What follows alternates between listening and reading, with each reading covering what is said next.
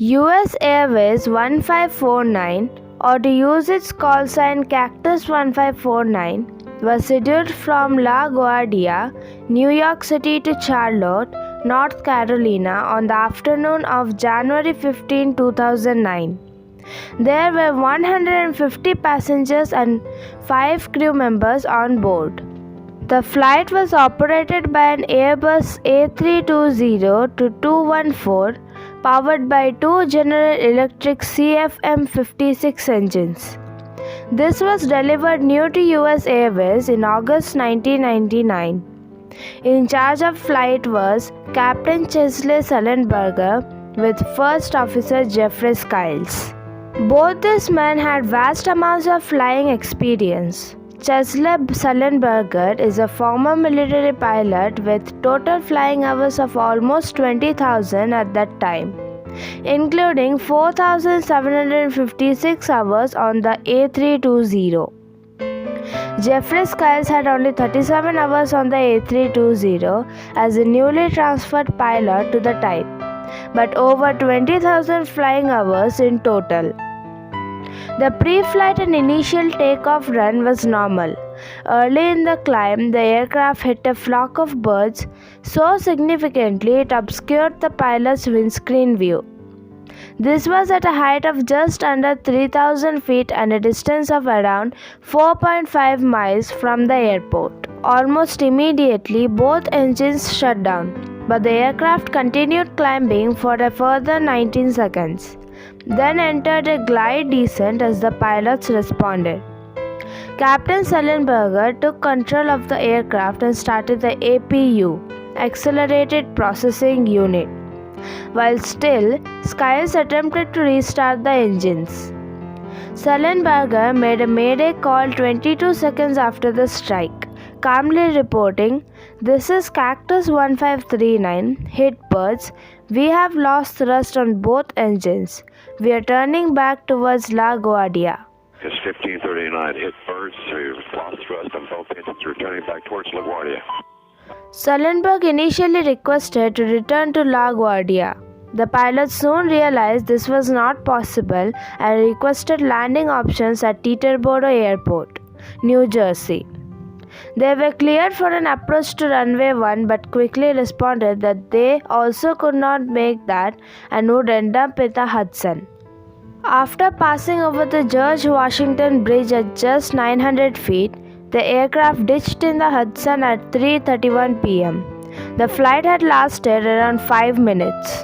Such an unpowered water landing is of course extremely dangerous, and the success of this justifies the much used phrase of "miracle on the Hudson." There are procedures for water landings or ditching from manufacturers and regulators, but in practice these are rare occurrences.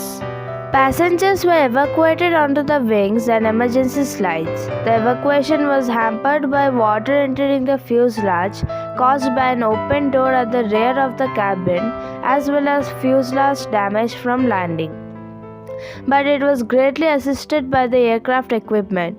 By chance, the aircraft was equipped for extended over-water use, meaning there was full life vest provision and the exit slides could detach to be used as rafts. The aircraft landed in the North River section of Hudson, roughly in line with West 50th Street on the New York side and Weehawken on New Jersey side. There were several boats close to the ditching side which headed straight out to assist. Two NY waterway ferries were the first to arrive and immediately started taking passengers on board. Others, including the Coast Guard, were close behind and emergency services assembled on the shore. All passengers were removed from the plane and water by 3:55 p.m., 24 minutes after the ditching. Following the crash, there was of course a full National Transportation Safety Board investigation. This looked at all the piloting and technical aspects of the incident and ditching and made several recommendations for improvements. Ultimately, it was determined that the probable cause was the ingestion of large birds into each engine, which resulted in an almost total loss of thrust in both engines. Some of the most significant investigations and conclusions from a piloting point of view include: there were extensive flight simulator reenactments of the flight. These focused on the possibility of returning to LaGuardia or diverting to Teterboro. An important issue here was pilot reaction and consideration time. Simulations with an immediate turn to an airport were partly successful, but not so when a reaction delay was added. The investigation concluded that Sullenberger's decision was correct. Starting the APU early proved vital in the later stages of the ditching, as it maintained power for all systems. Sullenberger did this immediately, whereas it was a later task in the checklist for dual engine failure. Selecting flaps 2 instead of flaps 3 was also discussed and tested.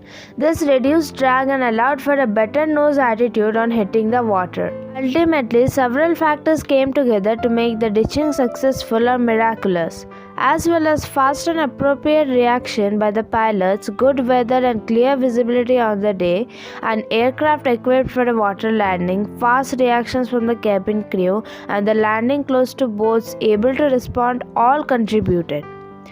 Unusually, for an aircraft involved in a crash, the airframe has been preserved. After many accidents, the aircraft is often badly damaged with limited future for the airframe after the investigation. The damaged aircraft was removed from the Hudson on January 17 and transferred to Kearney, New Jersey for investigation. Following the investigation conclusion, it was put up for auction but was not purchased. Eventually, in June 2011, it was donated to the Carolinas Aviation Museum by the American International Group. Here, it went on display along with more information about the incident and recordings of passenger and crew experiences.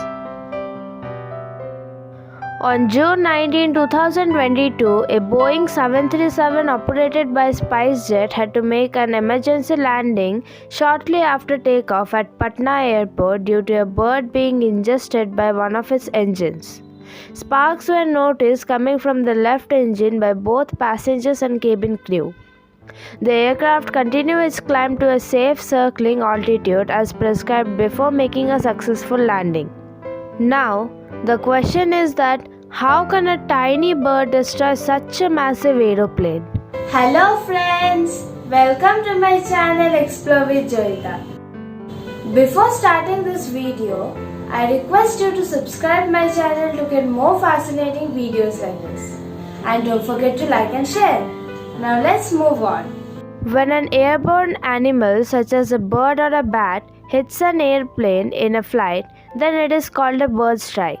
It is often referred to as bird ingestion, bird hit, or bird aircraft strike hazard (BASH). In the event of a bird strike, the birds usually collide with either the forward-facing edges of an aircraft, which includes the wings, the jet engines, or the plane's nose cone. The birds may hit the windshield or canopy of flight edges, which may result in the cracking of the canopies or the windshield surface. Dangerously, such cracks can sometimes disrupt the air pressure, which ought to be maintained inside the cabin, and may result in the loss of altitude or other flight-related problems. The collision can also be extremely dangerous when a bird hits the turbine directly, as it can cause fire if the bird gets stuck in the engine. In such a situation, the stuck bird can cause disruption in the motion of the fan blades, leading to the failure of the engine to a certain extent. Several things may influence how often bird strikes occur. These are areas such as migratory patterns. There is a slight uptick in the number of bird strikes in the summer and fall months. There are more birds airborne due to young birds, and seasonal migration begins as the weather cools. Time of the day. Most bird strikes occur during daylight hours, with around a third occurring at night. Altitude. Most aircraft collide with birds during the takeoff and landing phase. While this isn't good news, it minimizes the risk a little, as these flight phases are when the aircraft is at its lowest, meaning there is less force when a strike occurs. Surrounding features and fauna. Airports located in rural areas or near the coast can be particularly troublesome. Rivers and lakes also attract larger birds, presenting particular difficulties and danger. However, there are several vulnerable areas that could spell trouble if a bird hits, such as engines. Jet engines are turned to incredibly high performance level, and it doesn't take much to induce a stall or failure. The only things that should go through a jet engine are air and fuel. When birds strike the engine, this can disrupt or damage the precise angle of the blade and stators, causing an airflow reversal. The core of a jet engine is particularly sensitive. Propellers. Propellers already spin at phenomenal speeds, and they aren't designed to take structural shocks while rotating. A bird strike could shock load the engine, bend piston rods, or even break the propeller entirely. Probes. Probes are vital to gather air data to relay to the cockpit. If these are blocked or damaged, then the data isn't reliable. Probes tend to be one of the worst areas to sustain a bird strike. Fortunately, most aircraft have more than one system acting as a backup. Flight control surfaces. Flight control surfaces, particularly on smaller aircraft, are vulnerable to bird strikes. Because they are lighter and smaller, they are more readily damaged. Because most bird strikes happen during takeoff and landing, often high-lift devices are deployed. If a bird becomes stuck in the flaps, it can't be retracted. Windscreens. This is the biggest threat from bird strikes. Airplanes fly at high speeds. A bird flying one direction at 30 miles per hour and an airplane flying in another direction at 130 miles per hour results in a relative collision speed of around 160 miles per hour. Glass really isn't designed to hold up too well to collisions at this speed. If a bird penetrates the cockpit at this speed, it could severely injure the pilot. Usually, events of bird strikes happen when an aircraft is flying at a low altitude, primarily during takeoffs or landings. It is because these aerial animals generally fly at low heights. However, it is not to say that bird strikes don't happen at higher altitudes, as the world record for a bird hit at the highest altitude was 11.3 kilometers above the ground. There are various factors that can define the intensity of the damage that has been caused due to a bird hit. The factors range from the direction of the impact to the speed difference and the size and weight of the aerial animal. When a bird, even a small one, hits a plane, you would hear a bang sound. If a small bird is sucked into an engine, it usually goes through the core of the engine and reaches air conditioning systems. If a bird is flying very close to the windows, you might also assume that some of them might hit either wings, engines, or the stabilizer of the aircraft. In such a case, the aircraft crew tells air traffic controllers that they might have a bird strike and there might be need for the so-called bird strike inspection upon the arrival. If the plane crew thinks that there might have been a bird strike, first they will check the engine parameters to make sure that the engines are not fluctuating. The damage from the bird strike depends on several factors. First of all, it is the size of the aircraft. Smaller planes and propeller-driven machines are more likely to sustain structural damage, such as penetration of windscreen, control surfaces, or empennage. The windscreen penetration could also potentially injure pilots or other people on board, which may lead to loss of control and have disastrous consequences. Large aircraft usually sustain energy malfunction or even complete failure if a bird flies into them. More than one-third of bird strikes involve engines. If a bird is sucked into an engine, it may lead to severe damage to the first compressor rotor, fan blades. This can result in severe vibration, loud bangs, and a total loss of engine thrust. Bird strikes can inflict damage not only on the engines of a large aircraft but to parts including wings, nose, windshield, and fuselage. 2. During landing or takeoff, bird strikes can cause damage to extended landing gear, which can lead to sufficient malfunction of brakes or nose gear steering system. In turn, it can result in directional control problems during a subsequent landing roll. In rare cases, aircraft collisions with birds can occur at higher altitudes. This may lead to structural damage to the aircraft hull and rapid depressurization. It is also important how many birds impact with the aircraft. For instance, ducks, geese and swans account only for 2% of bird strikes incidents. However, since these birds tend to fly in massive flocks, they can cause more significant damage to the plane. The first ever reported bird strike happened on September 7, 1905, as recorded by Orville Wright in his diary. He was flying over a cornfield when his aircraft hit a bird near Dayton, Ohio in USA. Over 290 people have been killed as a result of wildlife strikes since 1988. Moreover, it can be a costly situation to deal with. A survey by International Civil Aviation Organization, which was conducted in 91 countries, revealed that at least 34 cases of bird hits are reported across the globe every day. The annual loss due to bird hit cases amount to over $1 billion. However, 92% cases of bird hits do not cause any major damage, according to the survey. Pilots utilize a few techniques to minimize the danger presented by a bird strike. Here are a few to think about. They fly slower. The less force there is, the smaller the likelihood of damage occurring. The mass of the bird or the aircraft cannot be changed, but what they can do is change their acceleration.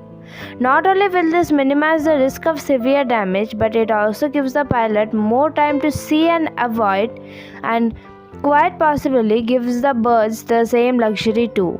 Weather radar. There have been studies conducted by major aircraft manufacturers that suggest the weather radar can effectively scare birds away.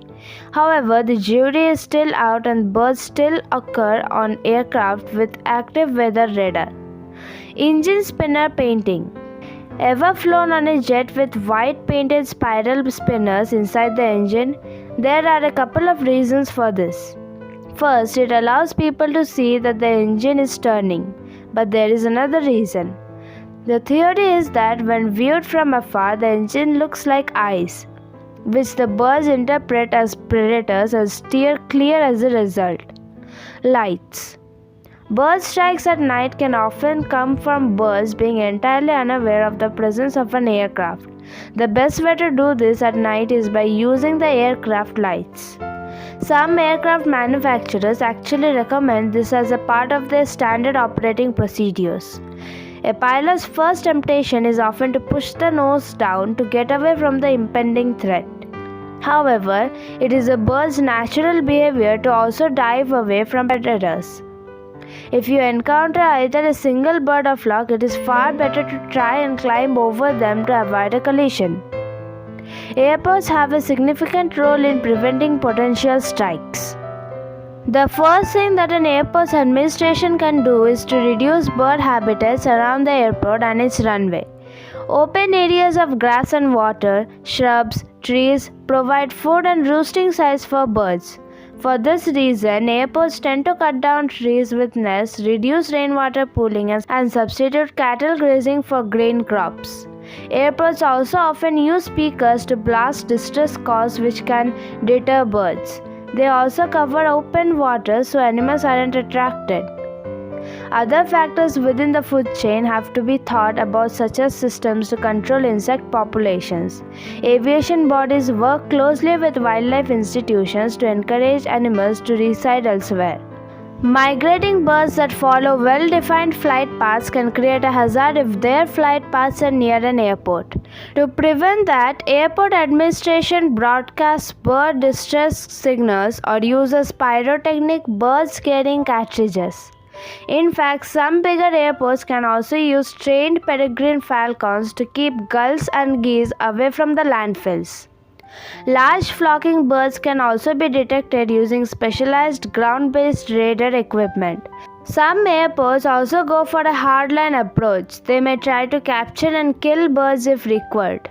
However, the responsibility to minimize the bird strike problem falls not only on airports. Before aircraft are cleared for usage, they undergo a serious set of tests. They include bird strike engine testing as well. Overall, even though bird strikes pose a countable threat to the aviation industry, the relieving fact is that the number of fatal accidents remains quite low. So friends, this was my video today. I hope you all enjoyed it.